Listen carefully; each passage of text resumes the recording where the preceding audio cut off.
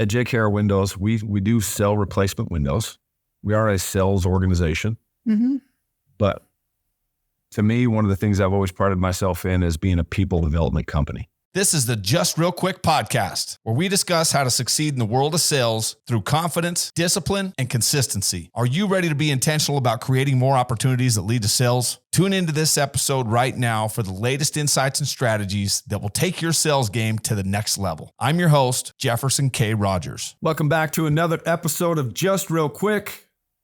I'm your host, Jefferson K. Rogers. Today in the studio, I have my beautiful wife, the queen of JKR Windows, Shandell Rogers. Today, we're going to be talking a little bit more in depth about our 4 pillars here at JKR Windows and why we talk about the 4 pillars on what presumably is a sales podcast. So we'll get a little bit deeper into that. So thank you guys for tuning in today to the Just Real Quick podcast. We're excited to be able to bring as much value as we are humanly capable of doing today in this current state of mind. And stick with us because this is going to be 45 minutes of pure gold. And you get to hear from herself, my beautiful, amazing, incredible, and supporting wife, Shandell. Thanks. So we were just talking before we jumped on about why would we feel the need to talk about something so fluffy as the 4 pillars on a sales podcast? I would love to hear your opinion on that. Well, I think, should we tell them the 4 pillars first? We've got health, relationships, finance, spirituality.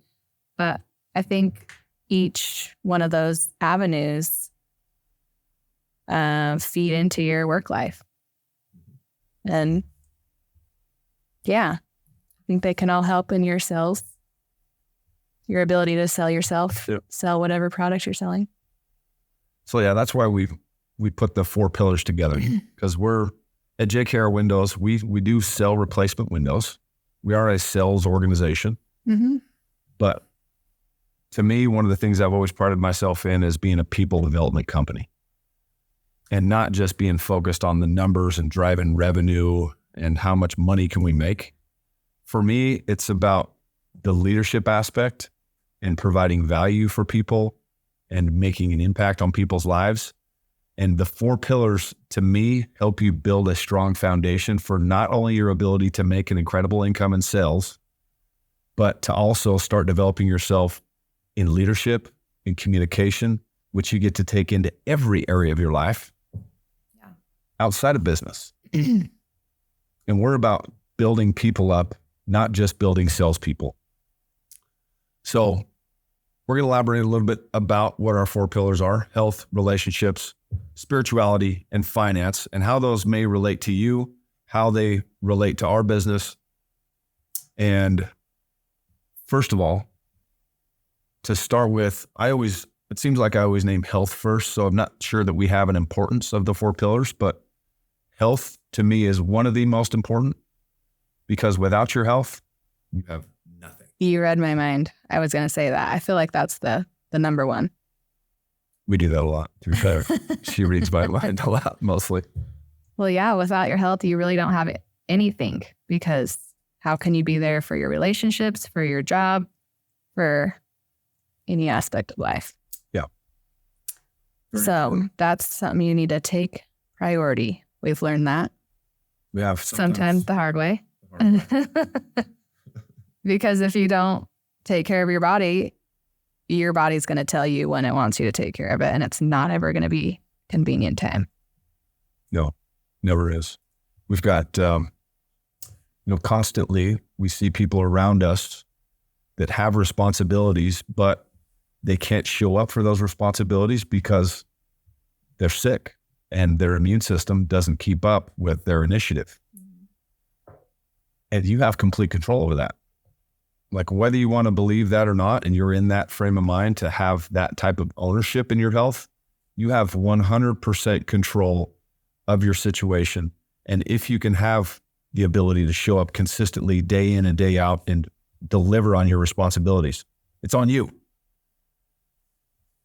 And until you can take that kind of responsibility, you will continue to show up every month and have sick days and be blaming it on everything else besides yourself. So for me, like you guys have probably noticed, my voice is a little bit deeper pitched today, and I've got a little funny tasting boogers in the back of my throat. But that's about the worst that I ever get. For the past 2.5 years, I get a little bit going on, but then I've got the remedies. I know that I've got the diet. I don't have the inflammation. I don't have the sugars and carbs that are going to keep feeding it for it to get any worse. So it's bad for usually one day, and usually it's not that bad. And then I'm right back to it. Never miss a beat. Never got to take a sick day. But I've been very intentional with my health and my diet and my exercise, my vitamin protocols, everything in my life I take serious with my health, because I want to be able to show up every single day without fail for my family and for my business, to be able to deliver and keep moving my goals forward and the goals of my family and my business. Yeah. And interesting thing about that is that it starts to rub off on the people around you. So we had a speaker come to our leadership event that we just got done with yesterday, and his outside perception, never having been to my office or been in a meeting, is that we are a somewhat health-focused organization as a whole. And I had something to do with that because of the way that I show up, my energy, my physique. Yeah. It's rubbed off on my family. Me and Shandell have been going together to the gym regularly for the past 3 years. Our diets have changed together because we communicate about it, and there's been a lot of tension. There's been a lot of challenging each other's thoughts, but we've both leveled up, and we've leveled up as a family because we're intentional about it.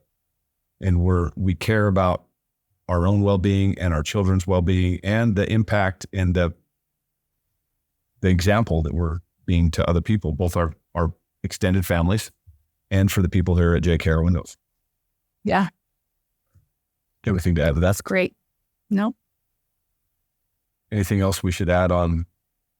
So how do you feel like the 4 pillars translate to our team? I guess you kind of answered that. I feel like your example has rubbed off on people. So leadership is one of my most favorite things about business. Yeah. Everybody is watching. Whether you're in leadership or not, you're making an impact, you're leaving an impression, you're being an example. And the reason the 4 pillars are important to me and how I feel like they rub off on our people is by the example that me and my executive team and my leaders, the example that we are of those 4 pillars. And if I was unhealthy and I wasn't doing very smart things with my finances and I wasn't intentional and very passionate about the relationships in my life, and if I wasn't constantly trying to connect at a deeper level, both with myself and with other people, and trying to tap into the power of being a spiritual human being, then how seriously do you think anybody else would be taking it? Not very. Not very. So that's how I think that if you don't have anything like that in place with your business or with your team, that you can start to be able to implement those things by living it. But there's a difference in talking about it and living it. Would you agree? Yeah. Because some people are really good at talking about it. Actions speak louder than words, right? Exactly. And I've become better at articulating and like showing the passion around these things. But I know people that are very articulate, very intelligent. They can consume information and regurgitate it like word for word, it seems like.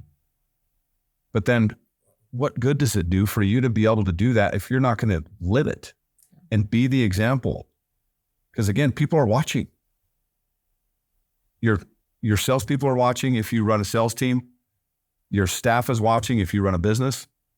Your family is watching if you run a household like I do. Yep. And they're watching more intently than you think they are, because everybody is looking for an environment where they can feel comfortable making questionable decisions. And the tighter their environment is and the better examples that they have in their life, the harder it is to justify making stupid decisions, both in your health, your finances, your relationships, and your spirituality. So the example that you lead, whether you want to believe it or not, is impacting the way that people around you are behaving and the exceptions that they're willing to make in their life. And I don't ever want to be a reason for somebody to make an exception in the way that they make decisions. And sometimes it's hard to be able to have that kind of standard for yourself, because especially with kids, those of you who have kids know what I'm talking about. They want to do what everybody else is doing around them. They've got these other examples from TV, social media, their friends, and other family members that do things and live the type of lifestyle that is slightly different or sometimes a lot different than what we do. And so they're constantly questioning, like, well, why can't we be like that? Why don't we do those things? Why don't we eat like that? It's good for them to question, and we teach them to question. It is. But if your behaviors weren't aligned with the things that you were saying, do as I say, not as I do, even your kids are not going to take you seriously. It doesn't matter what kind of influence you have over your family. If your actions aren't aligned, people aren't going to take you seriously. Does that answer the question? Long-winded answer to that question. Yep. All right. Should we dive into each one of these then? We should. I would love to hear from you on finance, the importance of making good decisions and being financially savvy. You took me out of my train of thought. Why? Because you're watching my facial expressions? No, because I was looking at the health one. Oh, you want to go back to health? No, I guess we've pretty much covered that one, huh? I think so.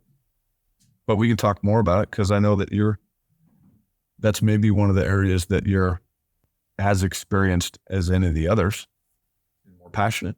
Yeah, I just was asking, what are some of the practices or routines we've integrated for physical and mental well-being? So obviously exercise and moving your body, I think we've kind of exhausted that one, talking about that one. But what are some other things we do for like mental well-being? Because that goes into health. So what are some of the things that you do? Because we all struggle with these things that, like, we question our worth, and we've got all of our own habits, and we have uncertainty about our abilities, and we self-sabotage. Mm.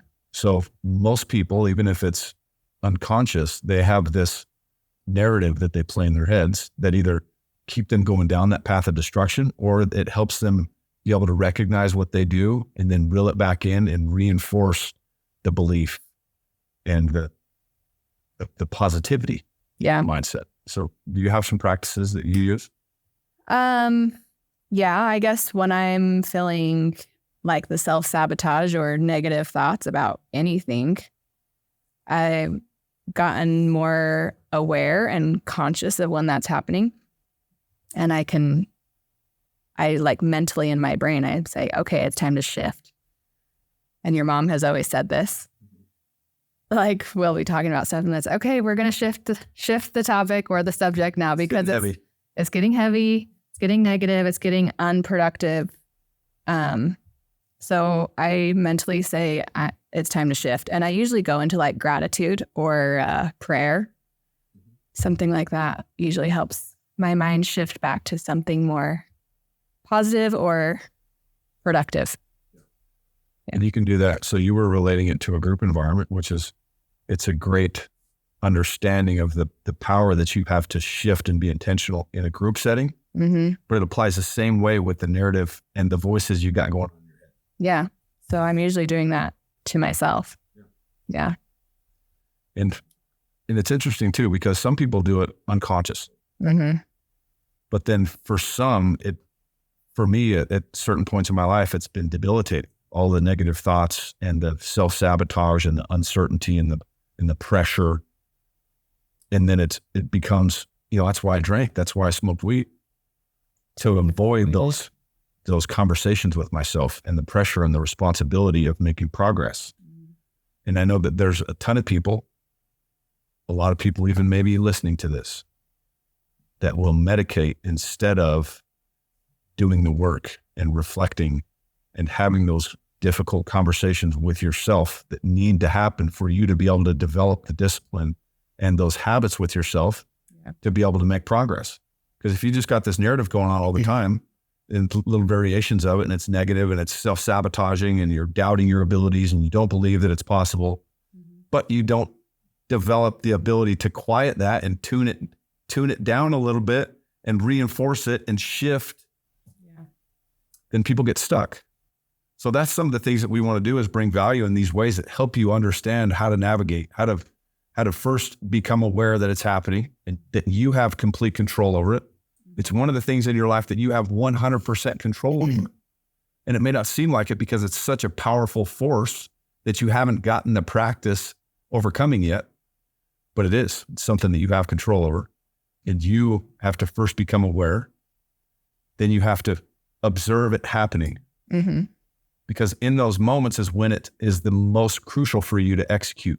And quick, like Dave, we heard from Dave Blanchard this weekend, and the tomahawk for one, but he also said 10 minutes of being in that self-sabotage or self-pity or whatever the situation is, 10 minutes of being in that, and it affects you for 10 hours. It takes 10 hours to come back out of that if you let yourself sit in it for 10 minutes.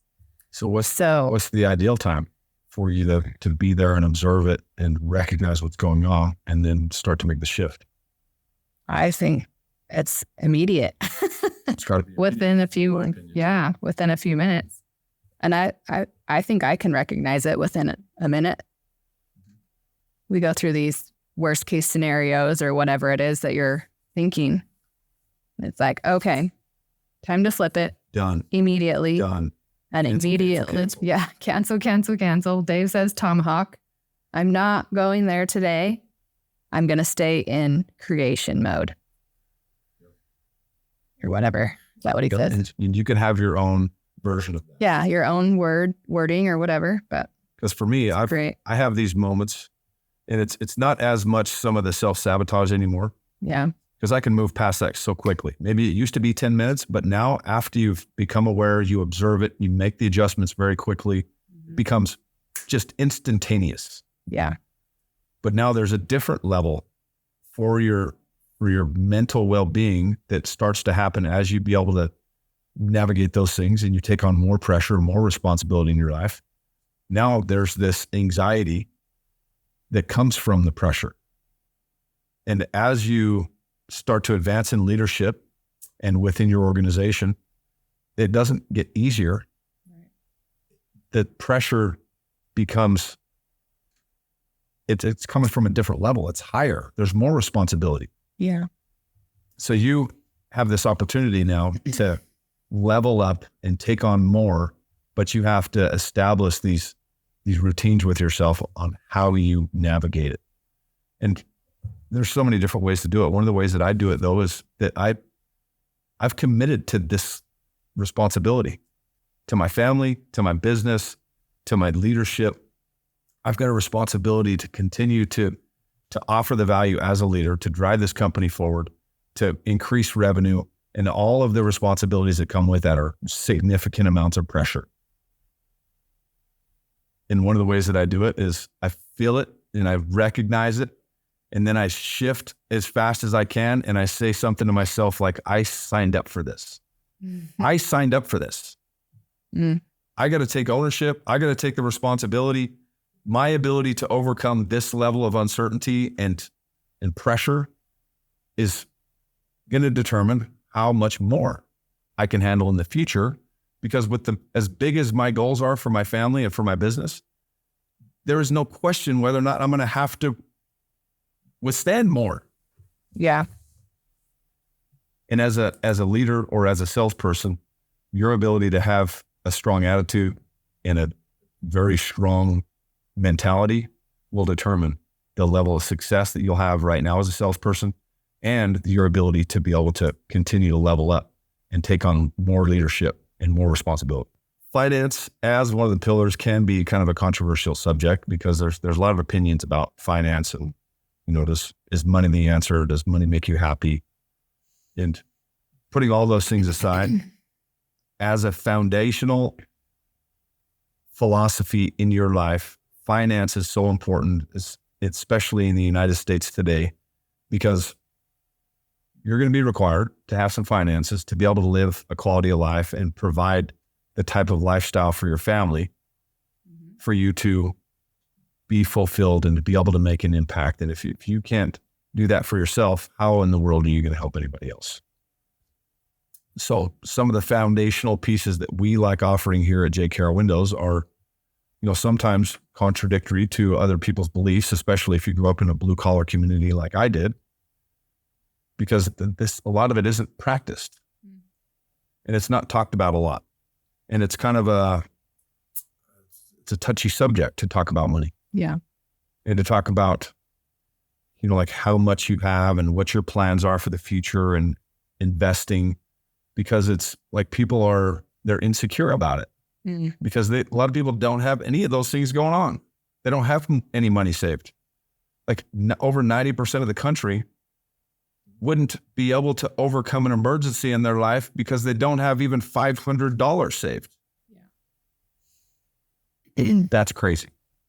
And one of the big reasons why we have finance as one of the pillars in JKR Windows, so we can teach people to be responsible with their money and to have some money put aside for an emergency and to be focusing on the things that are going to help them build wealth and provide a level of security for themselves beyond just like what they were able to earn right now.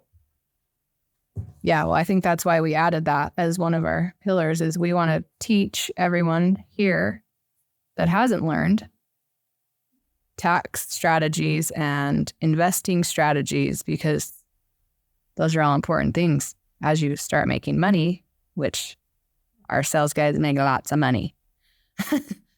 So got to be smart with it. But I think money just enhances who you are as a person. There's all this narrative about, what is it? Like you were saying, it's kind of controversial that money doesn't make you, won't make you happy or whatever. But yeah, I think it just enhances your life and who you are as a person and helps you get back. It's a tool. And if you're not a good person, if you're lacking character and morals and ethics, there's a lot of people that use it for negative and use it for things that aren't all that productive. But we feel proud about our environment here and our culture, and that we attract people that are capable, even if they've been exposed in an environment where money is used as a tool for things that aren't all that productive, that we can help teach them some foundational things in their life that they're going to be able to not only learn some great skills to earn a great income, but then also have something to show for it later on in their life by, first of all, keeping their money, because the government wants to take it from you. Or not necessarily even the government, but the IRS, which is not a government entity. It's just a freaking Ponzi scheme. But you can still go to prison because they're backed by the government. Yeah. And if you don't understand how to navigate and the team that you will need to establish to be able to keep your money, it's going to be the biggest waste of money for you throughout your life. So we talk about taxes, and then we talk about financing as a way also to mitigate taxes, because there are some things built into the IRS code that can help you invest into a cash flow producing asset and something that can help you establish long-term wealth, but also has some great tax incentives involved with it, where you can depreciate that property and write that off against your income. Yeah. What does that mean to you? Financial management. Probably like having goals with what you're wanting to do with your money. Yeah. So in the sales world, people make a lot of money depending on what your services that you're offering, the product that you're selling, your level of commissions that you make. You can make a lot of money.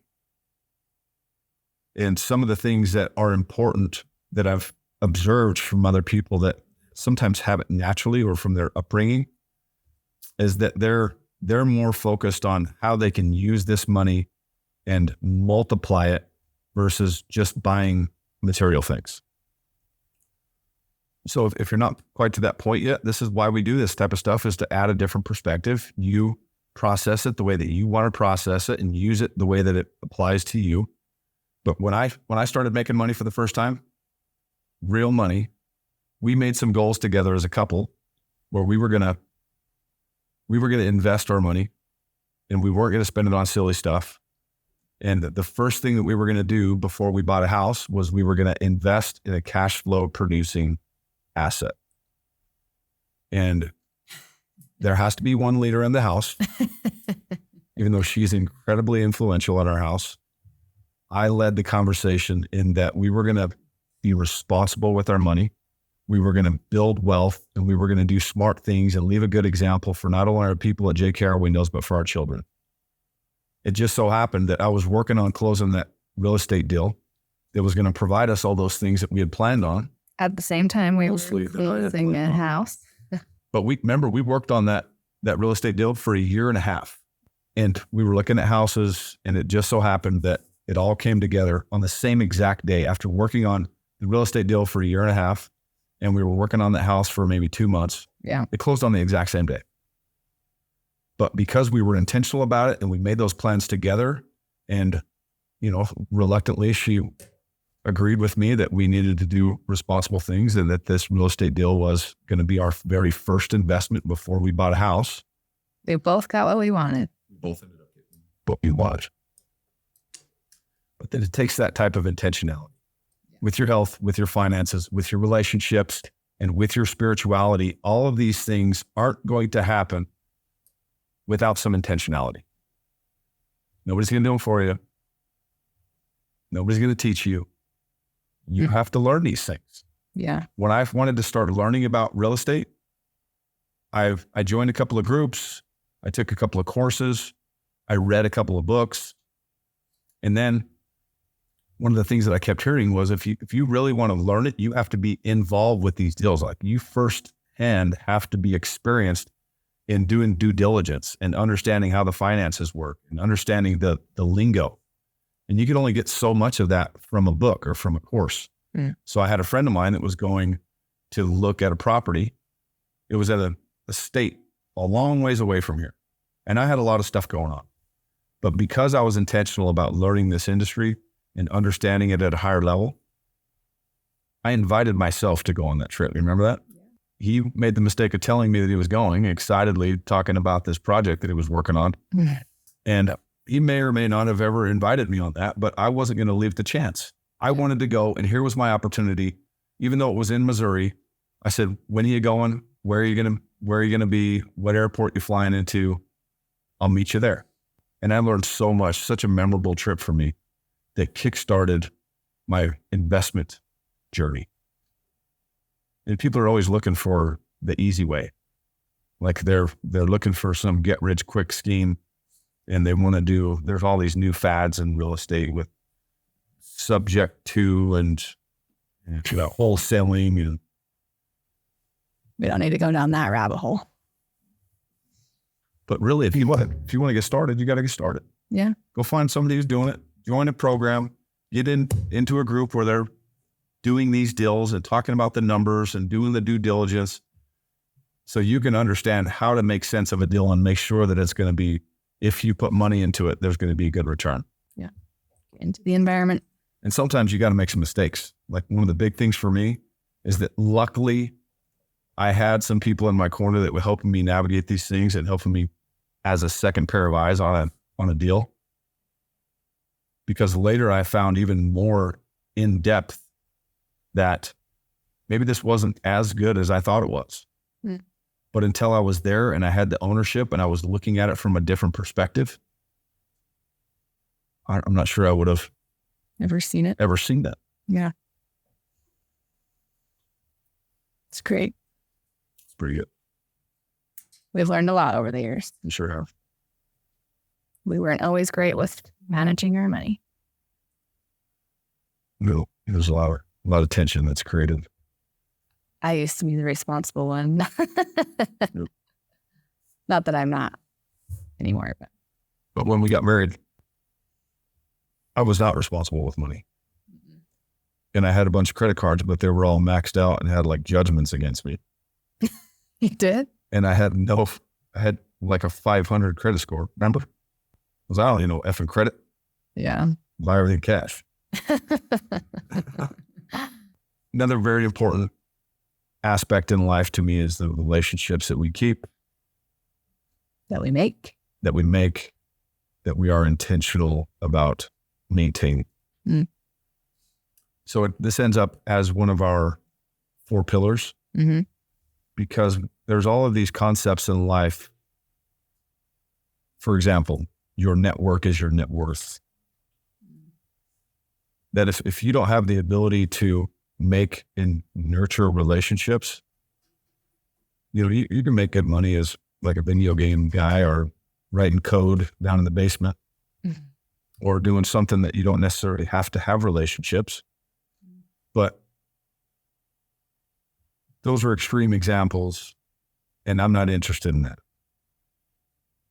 I want to help people understand how they can maximize on their relationships just for connection, because connection is so important for us as human beings, to have a support system and to have connection, but also to be able to create amazing opportunities. Yeah. Just by being intentional and being interested about people. Right. Yeah, I like what you said about you want people to be interested in you. Or no, how do you say it? If you want to be an interesting person to other people, you got to be interested in them. You got to first be interested in people. Yeah. Yeah, I love that. Okay, so how do we nurture our relationship? Because I think that's probably the most important relationship is your spouse or significant other. I agree 100%. So we make sure we do weekly date nights. Quality time is my love language. So this counts. Quality time. Check it off the list. Quality time. Rare. Knowing each other's love languages helps. That is so important. But how would you come to find what somebody else's love language is or what's important to them? It's usually the way that they give love, but there is a test you can take. And there's a book you can read, The 5 Love Languages. Right? And we've been intentional about this. And you know what I've noticed throughout my career and throughout my life, observing other people's relationships, is it doesn't seem like it's all that common for people to be intentional about understanding what brings like energy to somebody else.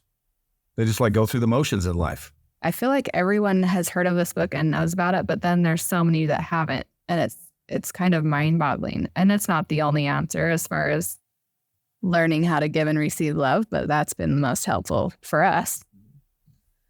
Yeah, we refer to it often. Yeah. Because we found it very applicable. Yeah. And we had this gaping hole in our relationship that we were trying to understand how to fill. And it was like the heavens opened up. We're like, holy shit. I know, it just makes so much sense. This is exactly how I show you love. And I was like, why the hell isn't this working? Yeah. It's filling your cup, or maybe not, because I was giving you quality time and you're giving me words of affirmation and physical touch. Yeah. But then once you can start to really understand and care about how you can give somebody else fulfillment and love and help them feel appreciated and heard and understood. Fill their cup. And give a shit to make the progress. Because it's like quality time is almost the furthest thing from what helps me feel loved and understood and loved and appreciated. Yeah. So for me to learn how to do that, you got to be ultra intentional, and you got to put the time in. And I've read additional books about it that help even bring more clarity and give some tactical advice on how to do it. Because for me, it's easy to tell you how incredible you look and how great you are as a mom, and to give you all the words of affirmation, because that's my first language. It comes easy to you. Yeah. But that's the definition of love to me, is doing things that are completely out of your wheelhouse and out of your comfort zone to make sure that your significant other feels loved, appreciated, heard, and understood. Yes. And then how is it received? Like, to know that where we came from and where we are now, the amount of work that I've been intentional about putting in, how does that also translate into like the buy-in into a relationship? What do you mean, the buy-in? Like, it just shows you care and I trust you more. So yeah, for me, from my perspective on the work that you've done. Yeah. And your buy-in into this relationship is a direct reflection of how much work that's been. Like, if you didn't give a shit, you wouldn't have to get good at the words of affirmation and the physical touch and pumping me up and being supportive and all the things that I care about that bring me the most in our relationship. Yeah. Those things also didn't come naturally to you, and you've had to do the work and be very intentional to bring those things to our relationship.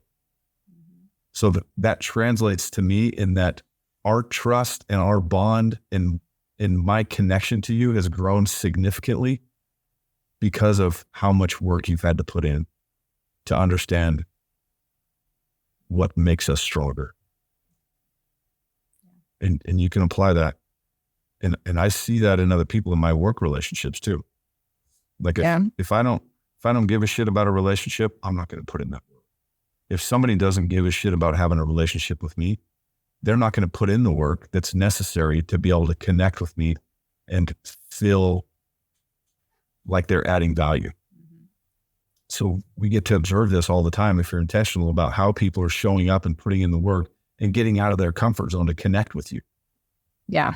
I think it's important to learn what feeds your employees as well. Your employees, I think our kids like all the love languages. That's lots of relationships to nurture. What do you think has nurtured our home relationships with the kids?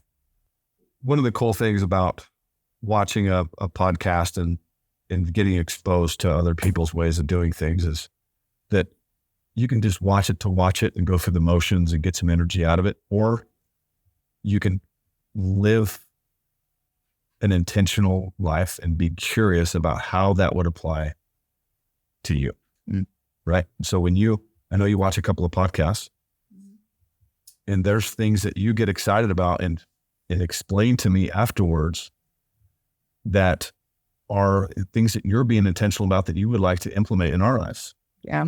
Right? It's not just watching it to watch it like a mystery podcast or something. It's not going to bring much value. I do listen to some of them. Yeah. We get all kinds of enjoyment in our life. Some things are going to bring us value. Some things are just bringing us value in the way of enjoyment. Yeah. But when we do this podcast, we do it so we can bring value and that people can take what we talk about and how we lead our lives and the examples that we are and translate it into their own lives and take the little pieces that apply to them and implement those types of things. And we're not asking anybody to model their life after us. It's the same thing that I've done with all of my mentors and my coaches and the books that I've read and the YouTube and everything that I've done. I take the little pieces that apply to me. I'm not trying to get everything. That's impossible for me. Right. I'm looking for those little nuggets that do apply to me, that are at that point in my life are a little bit more significant than something else that person just talked about. And how do I now take that and find my own translation of that in my life and implement?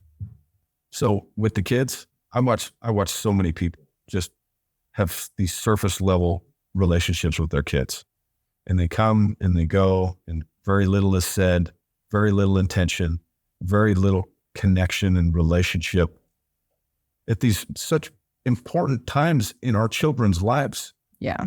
Where they're looking for connection and validation and support. and they're developing their communication skills and their confidence and their belief in themselves.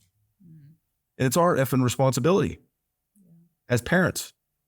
We're setting them up for their future success.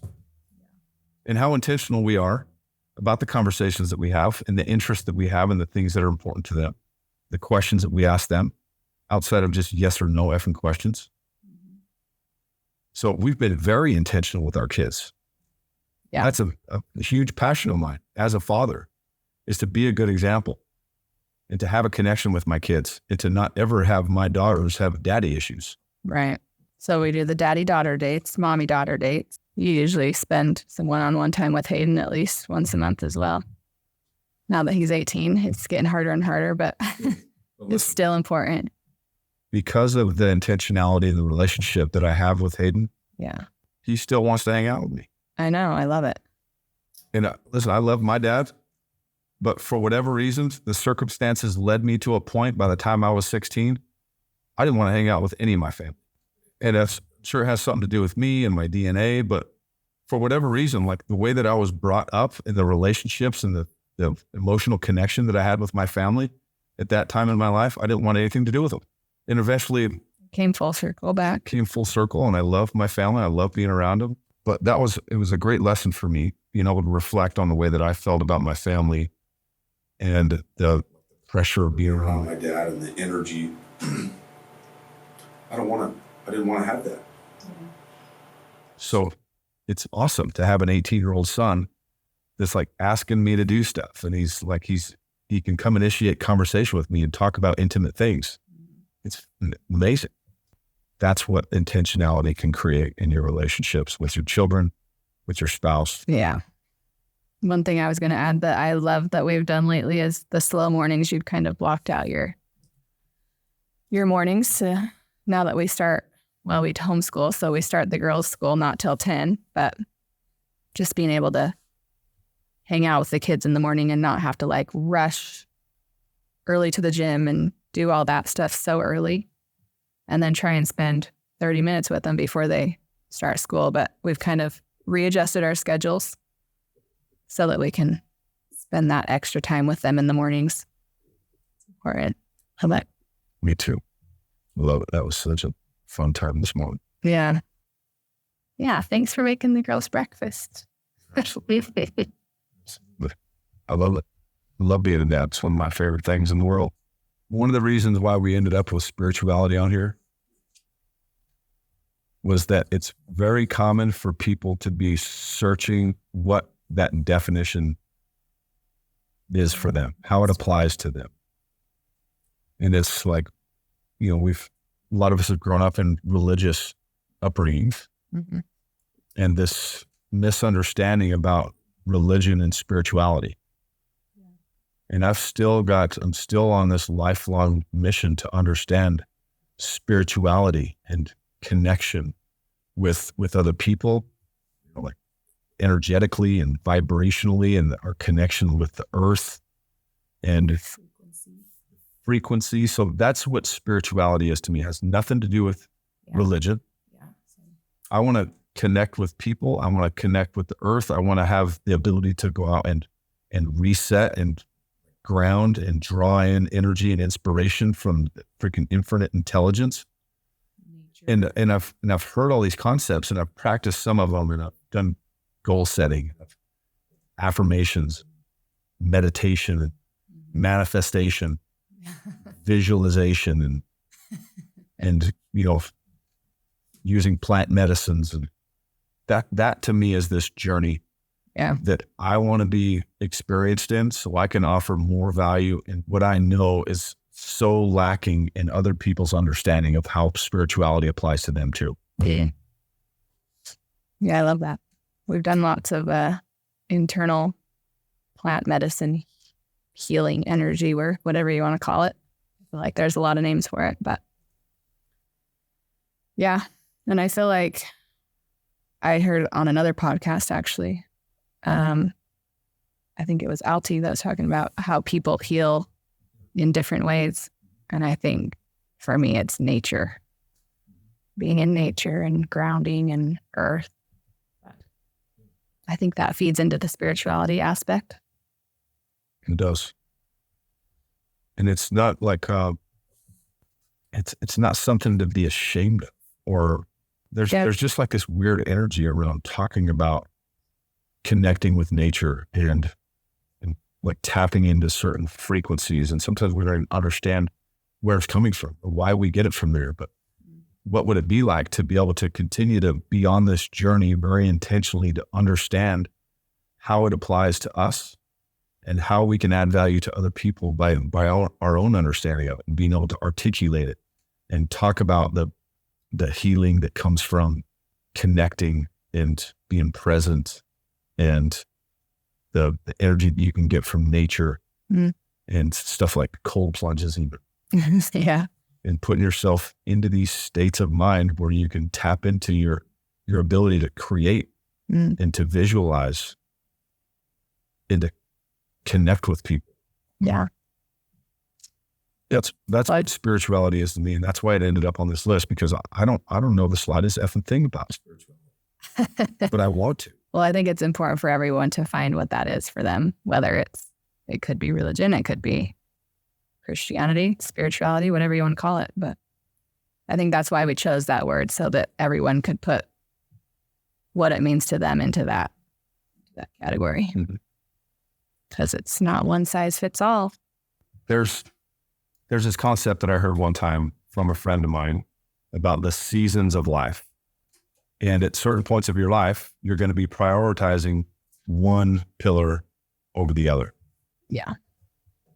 So when I first started JKR Windows, it needed the most attention. That needed the most attention. For us to be able to pick up steam and momentum, I was going to have to put a ton of time and energy into getting the business off the ground, developing myself as a leader, developing the people within the company that were going to help to start getting the ball rolling. So this can apply in any one of these pillars, any one of the areas of your life. Sometimes now you've gone through a bunch of work and you've dedicated your life to something and poured a ton of energy into it.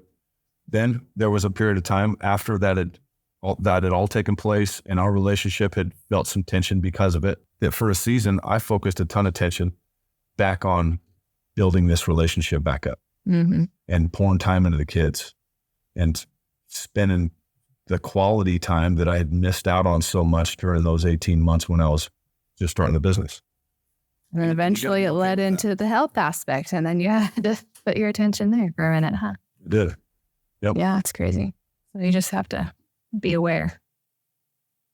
When one's lacking, you're going to have to shift priorities.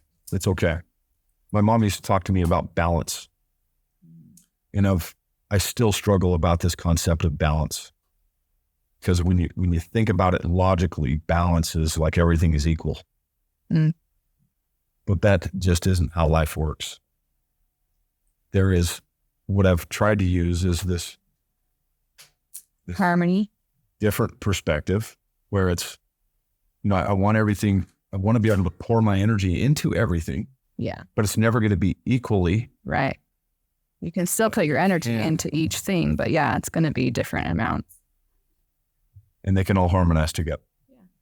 Because while we were building the business, that was an exciting time. Yeah. Like I let my health slip. I wasn't spending a ton of time with my family. I wasn't tapped into my spirituality. I was focused 100% laser effing focused on building this business, helping as many people as possible, establishing ourselves, building credibility, like building up the foundation for JKR Windows. And everything else took a backseat during that time. And then I've gone on to many, many other seasons of my life over the past 6 years that are small examples of the same thing. So you just got to be okay. Like I'm trying to be as good as I can in all of these aspects of life. And as I've learned hard lessons and my health has deteriorated as a result of me focusing on this other area of my life, I've refocused, and now it takes more of a priority for me to stay on top of my health than it did before, but only through learning some hard lessons. So throughout the journey of life, you're going to go through these seasons, and it's okay. You're constantly thriving to be the best in all areas of your life, but it's okay if one is taking a back seat because you got your goals focused on this one right now. Appreciate you guys checking in and hearing from me and my wife today. We love sharing about this kind of stuff. This truly is a special place to be here at JKR Windows, not because we're only offering replacement windows. I love replacement windows, but not like I love my ability as a leader to add value and bring perspective and educate people on the other areas of life that are going to help them create a strong foundation. And this is not just a sales podcast. If you listen to the intro, it may seem like it, but I hope that you keep coming back every week to check in, because you know that it's not, and there's a lot more value that you can bring to the world and that I want to bring to you in the way of health, finance, spirituality, and your relationships to continue to help you take your life to the next level. So again, thank you for checking in. If you haven't already, like and subscribe to the Just Real Quick podcast. Share it with somebody who you think needs to hear a message like this. Thank you so much for checking in, and we will see you next time.